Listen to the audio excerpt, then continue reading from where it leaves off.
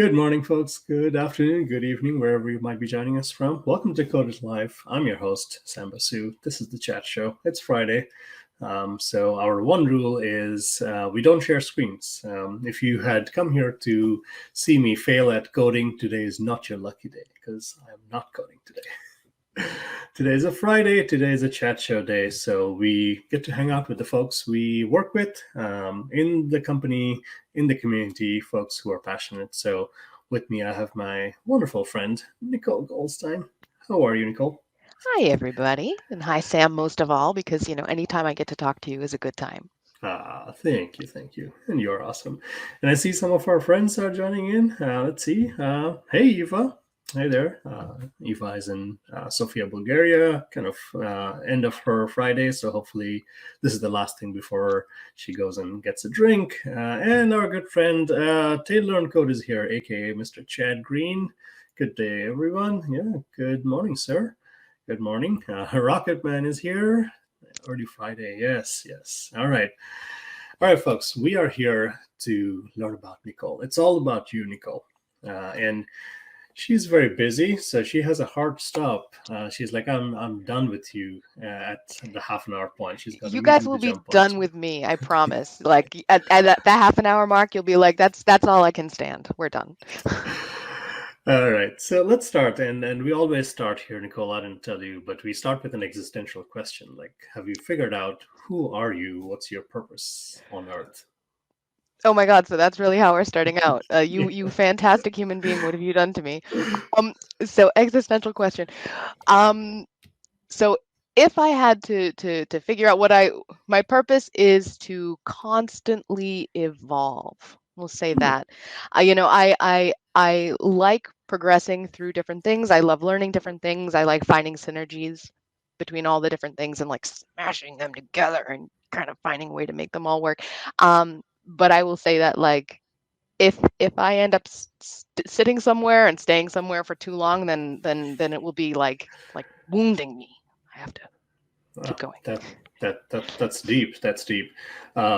Rockstar is here, Yo-Yo. And before we move on, maybe we should talk about the couple of guests that you have brought on stream who are sitting right behind you with sunshades. Are they That's Mr. and Mrs. Bones? that's Mr. and Mr. Bones. They are still vehemently in love, and they just came back from their October tour outside. I have not yet given them back to the attic. Working from home, you get lonely, and they are my colleagues and friends. They Well they said. are they could teach you how to code, Sam, if you're. I bet they can. And before we move on, so Rockstar74 said hi, but I missed saying that he dropped in with a raid of all of his viewers. So thank you, Rockstar. We appreciate you, and sharing the love and passing around our passion. So thank you for that. Yeah, and Nicole, I don't know if I ever told you this, but on our show we are all about chickens, and like you can see the chicken hat. And I don't know how we got started, but we have like chicken emojis and chicken things flying around all the time. That's all Yeah. right. I now I feel like I'm gonna draw a chicken while you talk to me. I'm gonna draw a chicken. Oh, nice.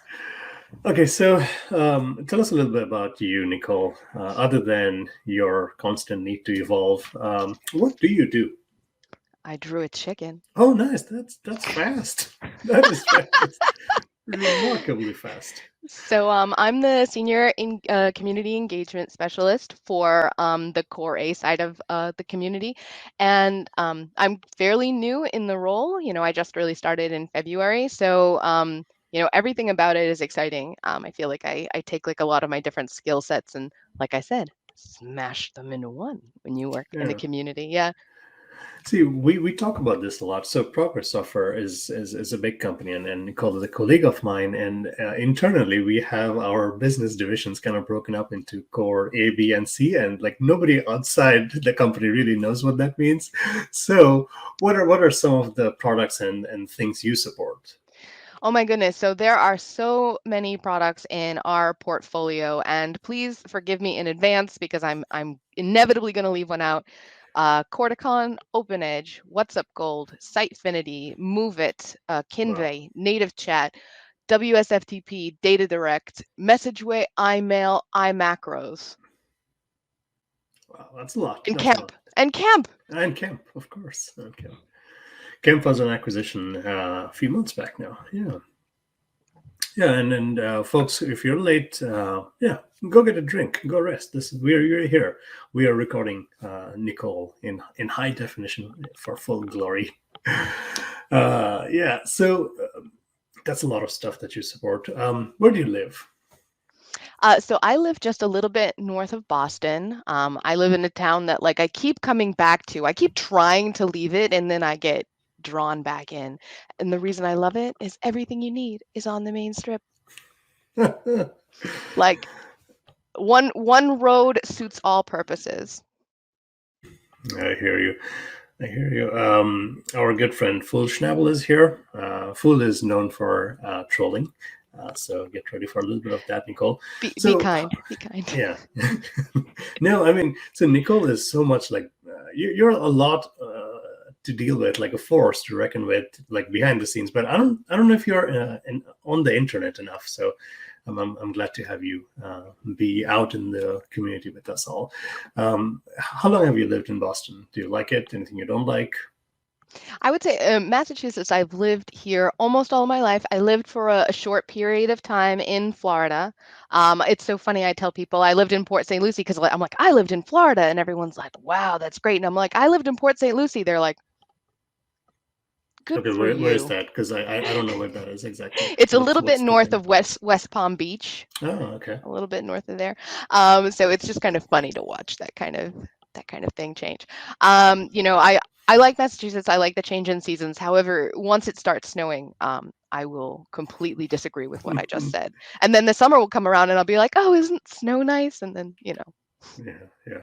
I'm with you. I like my four seasons, but I'm up by one of the big lakes, so we get a lot of lake effect snow. But yeah, it's part and parcel. Yeah, Fool is from Trolltown. Yeah, and Rocketman 2112 south of St. Petersburg. Is that the island you talked about, or is that where maybe Rocketman is from? Because that sounds like the other part of the state. St. Petersburg is on St. sort Petersburg of. is in Florida. Either that or you're in Russia. And I've been to Moscow, but I've never been to St. Petersburg. But I heard it's Yeah. beautiful. Yeah, very different St. Petersburgs. Yeah. Okay, so given your role and the huge number of products that you support, what do you do? Can you explain to people outside of our industry what you do? So it's interesting. I think that the community kind of is an amalgamation of a bunch of different things. One of it is you're kind of like your own business owner, right? Like the community is it's helpful to your people, right? And it's not about the bottom line. So you really have to kind of like help educate people. So there's that. And then there's this intense aspect of creativity, right? You know, what can we do to draw people in? What can we do, you know, as far as what can we give them to help them get what they need. There's also a lot of analytics in it. You know, there's a lot of metrics, and it's a very interesting coming into the industry. It's like, you know, what do you track? Because you could track everything, but what's important to track? So that's kind of an interesting problem. And then, you know, the last part of it is just I'm a networker by nature.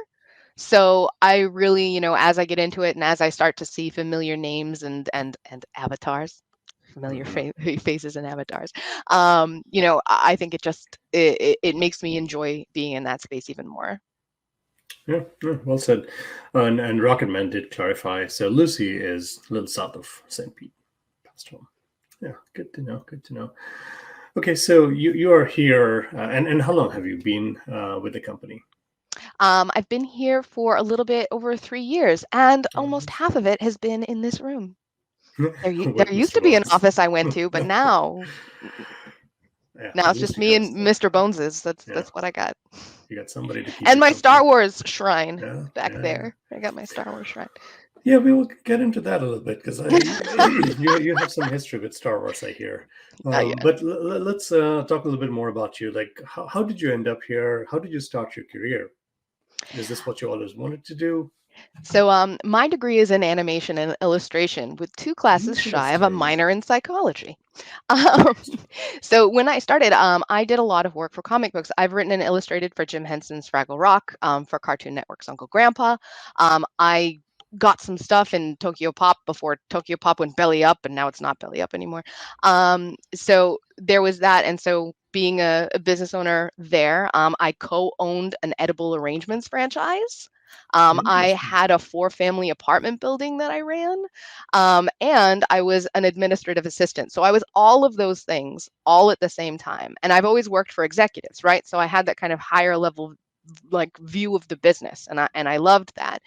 Um, then I had a kid, and then I looked at my life and I said, "Oh, I need to scale back. What gives me insurance?" And so, but it's been really cool because my working so closely with executives and being able to see business from that high level not only helps connect you to a lot of different people and helps you learn from some of the most inspiring, kind, like I have so much respect for all the people that I work for, and they've been nothing but kind to help me grow and help me learn. You know, I know things that there's no reason for me to have to know, and it's all because of them helping me out. And they really kind of nurtured me into this role because I've never really just been an executive assistant. It's like, oh, hey, you want me to be a project manager? Oh, hey, you want me to run corporate culture? Hey, you want me to do this? Like, I've never really like been in that like, I'll just do your expense reports. There's nothing wrong with doing expense reports. Nothing. But I've never just done that. And it's funny, my boss would always ask me, "What do you want to be when you grow up? What do you want to be when you grow up?" And I was like, "Well, there's that and that and that and that, and I don't know." And he was like, "Well, we're gonna have this community role, and it kind of does this and this and this." He said, "Why don't you try it out for a couple months and see if you like it?" And I was like, "Oh, that's a thing." So he let me try it out, and Yeah, everybody liked it, and now I'm here. I'm here here you are. first, yeah. And now I'm on a call with you, Sam. Yeah, and see, like I'm on calls with Nicole every week, and there are things you are sharing that I've never heard about you. That's fun. I'm sorry. I'm No, no, you're good. You're good. Yeah, Fool had lived in Boston. Yeah, good to know. Expense reports. Yeah, automated the better, but it's the bane of our existence at times. You got to do it. expense reports. So when you talk about the community, you're largely talking about the community of developers who are building stuff with those products as well as like customers, right? Mhm. So what are some of the most like exciting parts of what you do, and what are some of your challenges? That's an interesting question. So it's interesting because I feel like every product line uses the community in a different way. Some people use it for break fix, like that's it. They're like, hey, this broke and I need help fixing it, and they support each other in that way. Other people are like, hey, I created this amazing code and I want to show you that. And then other people, they're lurkers, but will do something completely random, and then they'll come out of the woodwork and be like, I really want to be a part of this one thing. And so that's both the exciting part and the challenge, right? Is saying like, okay, for each of these different products, what is it that these people are really looking for, and how do I enable them to get what it is they're really looking for? And so the exciting part is that I have the freedom to have a little bit of trial and error. I can say like, hey, let me try this, but if it futzes out and nobody pays attention to it, I don't get a salary dog. So there's a benefit there. But I can also try something a little off the wall, and if it's successful, I had the autonomy to be able to be a little bit off center and see how it goes. So um, yeah, so everything that can be a something exciting can also be a challenge. Yeah, yeah, I, lots of I live in lots the of black and white space. They exist at the same time. I'm very chiaroscuro. Let's just put it like that. Yeah, and you're quite a force. Like on meetings with Nicole, like when she's talking, like we just all like step back, like let her drive. Like most of the projects, most of the stuff, like she will just like drive it through. So good for you. But I want to kind of get back to a lot of the things that maybe you and me work on together. We do have a focus on I&D, inclusion and diversity, and you're a strong like proponent of this. So how did you get started? Like what's your passion come from? It's interesting because there's a lot of different lenses to look at I and D through. And Mm, part of it is race, gender, being in the LGBTQIA plus, and then part of it is also socioeconomics. I'm a welfare baby. I'm a charity baby. Like I was food stamps and lunch tickets, and I got beat up for my lunch tickets hardcore. Like I don't care. Like they could live in a McMansion. They wanted my food tickets. Gotta tell you. Um, and I've also really witnessed some horrible things done to really lovely people. Like, mm, I have so many friends in the LGBTQIA plus community, and as soon as people find out that part of them, sometimes they turn on a dime, and somebody who was like close to them just completely ostracizes them, or worse, and that's horrifying to me. I've witnessed Black violence. I've really seen people. I used to sell insurance. I mentioned that because Yet I another made thing. commission only, which means I made $0. Of all the skills I have, sales is not one of them. But the people I worked with, I was going to Roxbury and Dorchester. If you're not in Massachusetts, you know where that is. But that's like kind of like super gritty part of the city, right? Like, and people are like, "Oh, you're going there to sell insurance? You're going to a mechanic?" And like, I don't know, like I don't know, it was like a diverse urban group. They're like, "You're going there? Oh my God." And those people treated me with the utmost respect, no problem whatsoever. You put me in Andover, which is a hoity-toity place, in the office of a lawyer, he locked me in his room and pet my hair. Like, Mm, you know what? People have skewed ideas about what makes someone a good person or a not good person. So, just coming from a place and seeing that, it's wrong and it's bad and it makes my stomach queasy. And I think that we've come a long way, especially in certain places in the United States. That doesn't mean that we're done or that we don't have further and further to go. Um, Lots yeah, further yeah, to go, yeah, but that's well said. just knowing that people see it more now, um, really matters to me, I think. Yeah, yeah. And then we appreciate all the work that you do. Like, I mean, we can't change everything about the world, but like once somebody is in our industry, we can make it as welcoming for anybody and kind of give them a space to be successful, Mhm. and kind of a workplace which is friendly and welcoming to all. I think we all deserve it, right? So thank you for, all the work that you do internally and out externally for, the corporate CSR responsibilities and everything that you do. So You're gonna give much me such a appreciated. big head, and I'm like, leave this call, and I'm gonna be so high, and then like I'm gonna have another call, and I'm gonna be like, why can't I still be on the call with Sam? Like, Uh, I'm gonna ride on this for the whole weekend. okay, so tell us about the Star Wars things in the back. Oh, okay, How all how right. big of a So, Star Wars fan are you? it's I grew up a Trekkie, right? Mm. I was so into my son is named after Jean-Luc Picard. He really he's sincere. It's Lucas Jonathan. He's totally in. But the new trilogy came out, and my husband was like, "Oh, you've never seen Star Wars? Watch them with me." And I saw the prequel trilogy, and I was like, and then I saw the original trilogy, and I was like, I are like. Growing up, it's so pop culture, you know everything, so you know all the punchlines, and then other than that, it's just 70s acting. So like, meh. And then I saw the sequel trilogy, and I was like, yes. And people may hate on me for that, but Mm. yeah. So after that, now I've like watched Clone Wars, I've watched Rebels, I've done way more research than I need to because I write fan fiction. Yeah, you have written how many books now? You're into that. Four. I've written Wow. four, and this is since COVID started. I've written Wow. four and I'm talking like 170,000 word novels. Like they're Wow. pretty dense. Um, but I'll be moving to original fiction soon. I promised myself. I have two stories I promised other people, short ones, and then I'm gonna dust off all my old comic book strips because I used to do, pitches all the time, and some of them went somewhere and some of them didn't. I'm gonna look and see, like I have a whole stack of them, and I'm gonna see if any of them have merit, and then I'll write originals. And I'm tapping the crap out of my comic book friends. I'm like, hey, hey, do you know any agents, any friends? Can I Yeah, networking? you're giving us like some major like life goals. Like how do you juggle so many things that you do?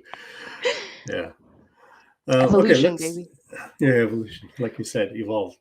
You okay? So let's come back to your work stuff a little bit more. Of all the things you deal with, like, do you have a favorite child? Like, do you have a favorite technology? It doesn't even need to be like our stuff, but anything AR, VR, anything that you are seeing out there that kind of really excites you. Like, here's the thing I want to get into or learn more. All right, this is going to be the lamest thing because I'm late to the party. I'm very late to the party. So my son is 6 years old and he's just started Hmm. trying to figure out how to solve Rubik's cubes.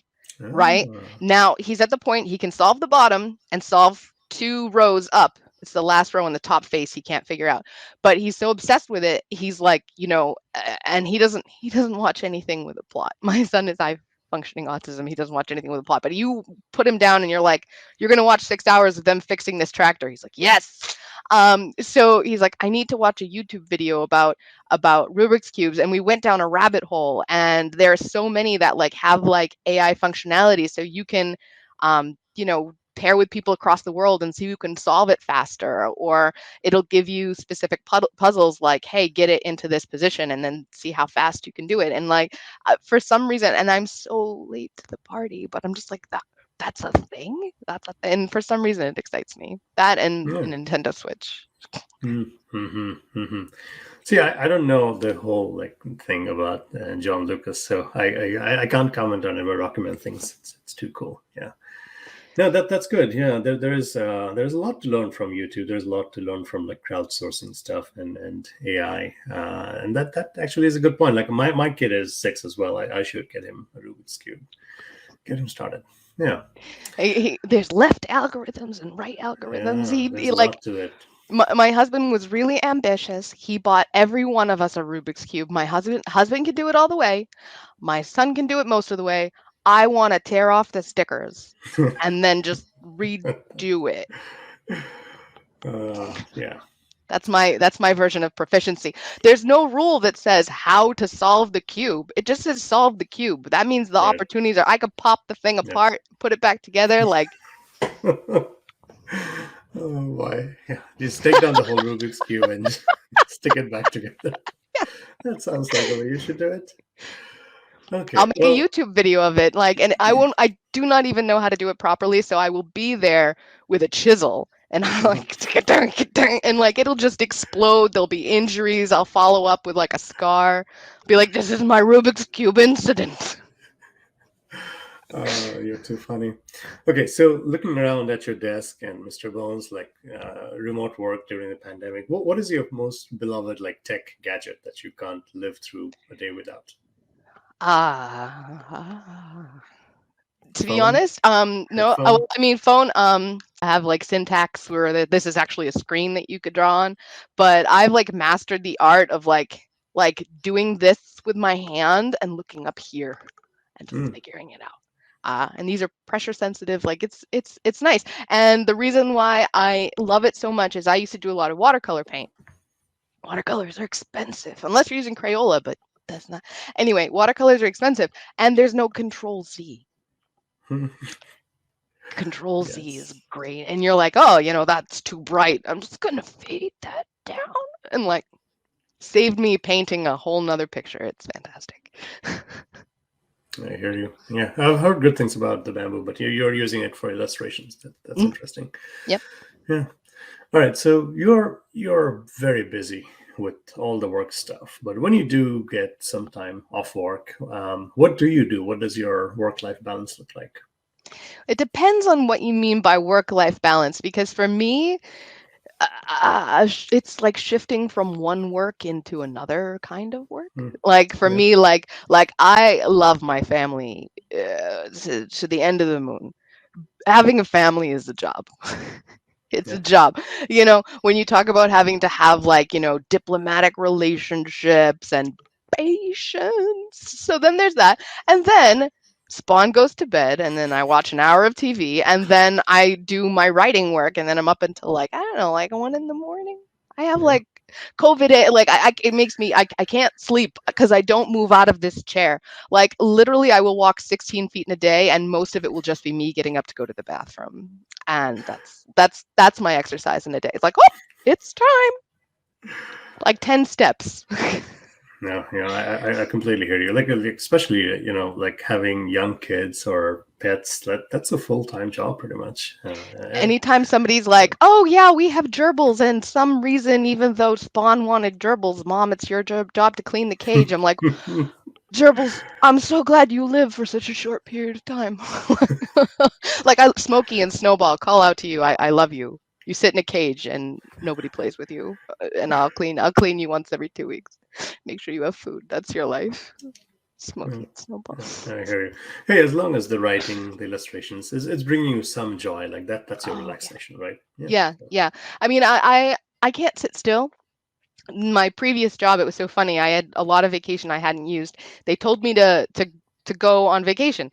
Every vacation I have always worked through. I've like, I'm like, oh, I'll still have a call. I'm just on vacation. I'll be like, oh yeah, I'm on the beach. What can I do about this? Like, like I did a project over my honeymoon, and my caveat to my boss was like, you just have to realize a lot of my emails I will be under the influence because I'm in Italy and vineyards, and you're just going to have to accept that.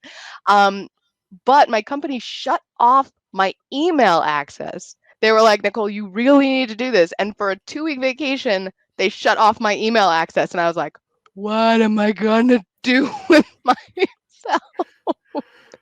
No idea. So, yeah, work is fun. My day job is fun. Any extracurricular activities I give myself are fun. I'm strange. This is how I enjoy Yeah, yeah. life. Whatever floats your boat, as long as it's making you happy, like you said, it's Yeah, fun for you. Yeah, yeah. that's good. How about food? Does food make you happy, or do you serve? Okay, so do you live to eat, or do you eat to live? A little bit of column A, a little. So, not a product advertisement. Breakfast and lunch is this. It says that it is hunger control for 4 hours. It lies. But the next step is a sensible dinner. And this is where I fail because I am like a comfort. When I don't have to cook, my life is better. My life is better. And everyone's ability to eat is better because what I make is mediocre at best.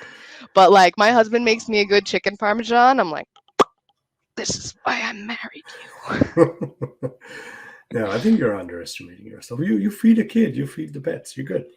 Yeah, well, my kid is at the point where like he's like, I want green beans and chicken bites. It must specifically be Purdue and they have to be shaped in circles. If you get me dinosaurs, I'm starving for the night. And it's so funny because he's the way that he is.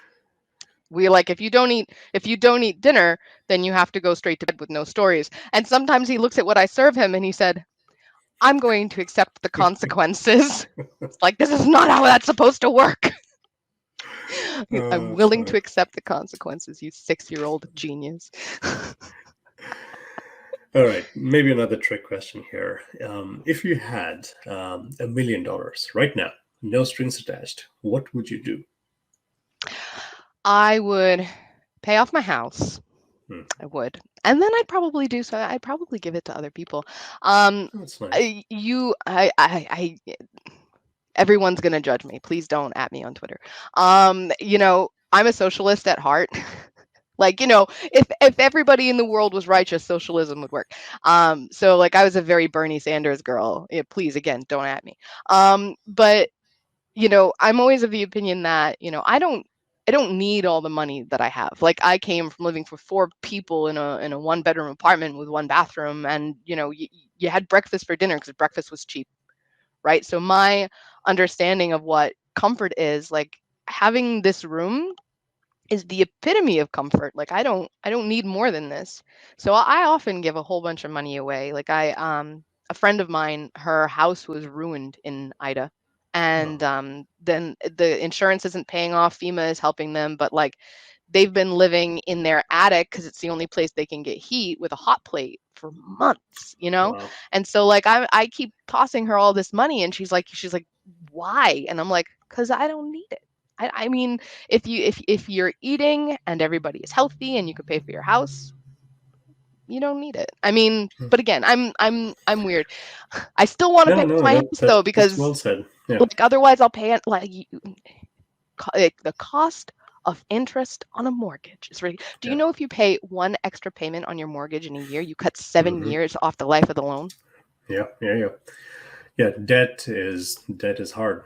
Interest is hard to live with for long periods of time. Lots of interest. So yeah, I hear you, but that's very kind of kind of you as well. And what defines happiness? It's are your basics met? Is your family healthy? And then really, what else do you need? And anything beyond that is fluffy and Mhm. just enjoying or whatever you want to make out of your time on Earth. So yeah, Yeah. it's well said. Well said.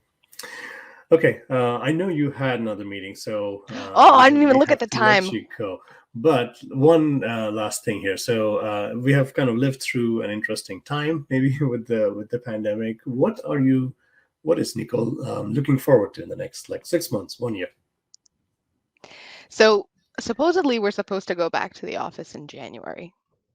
And I think I'm looking forward to having 3-second conversations. Like you would, and this is me because I'm ridiculous. Like I would walk by people in the hallway, and if you've been in meetings with me, sometimes I run. Like I literally will like run through the hallway. I'm like, I'm late, and I'll just go for it. Sometimes I don't wear shoes. But like I'll be passing by somebody and I may not even know them. And I'll be like, up high. And because they're just auto stimulus response, I'll be like, who is this girl up high? And like wham. And then I just keep going. I'm like, I don't even know what to call myself, like mildly insane, but people tolerate me because I'm a producer.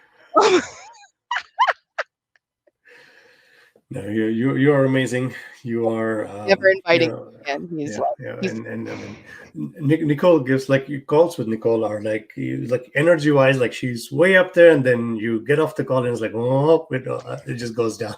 You just bring so much energy and so much enthusiasm to what you do, and you genuinely care about people in the community, people around you. So thank you for all that you are. We appreciate you. thank you. Thank you, everybody, for having me. Yeah, and chat room. This was short because Nicole is busy. She doesn't have enough time for us. We get it, but thanks for hopping on here, Nicole, and thank you, chat room, for hanging out with us. I think we got one more stream coming out this week, and then later in December we got like some fun things going on. We got Thanksmas, we got more coding streams, so we want to end the year strong, and hope everybody is being safe and doing well. So that's it for this stream. We appreciate you all. And thank you again, Nicole. I'll see you on the next meeting, maybe. But, yeah, thank you all. Thank you, Have a everybody. good one. Yeah. Bye. Bye-bye.